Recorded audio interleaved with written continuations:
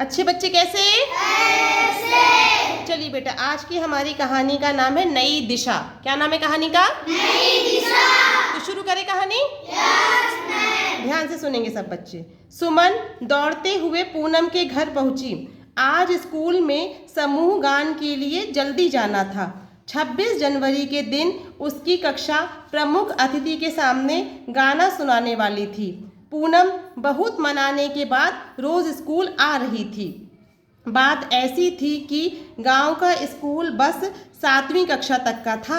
आगे पढ़ने के लिए बच्चों को बस से 15 किलोमीटर की दूरी तय करके स्कूल जाना पड़ता था, मगर पूनम को सफ़र करने की इजाज़त नहीं थी, इसलिए वह उदास थी। पढ़ाई में अव्वल होने पर भी अगले साल स्कूल न जाने की बात उसे सता रही थी। 26 जनवरी का दिन आया। इस बार उसके स्कूल में प्रमुख अतिथि को देखकर सारे बच्चे दंग रह गए। उनकी अतिथि गांव की पहली महिला सरपंच थी। सरपंच महोदया के हाथ से ही ध्वजारोहण हुआ। एक महिला के हाथों हुआ ध्वजारोहण देखकर लड़कियों ने गर्व महसूस किया। अपने भाषण से तो उन्होंने सभी बच्चों का मन जीत लिया। सबसे ज़्यादा खुशी सुमन को हुई, क्योंकि सरपंच महोदया ने आगे की कक्षाएं गांव में ही शुरू करने की घोषणा की थी, वह भी अगले साल से। तो अब किसी को दूर न जाना था और न किसी के स्कूल छूटने का डर था। दूसरे दिन पूनम सुमन के आने से पहले ही तैयार थी।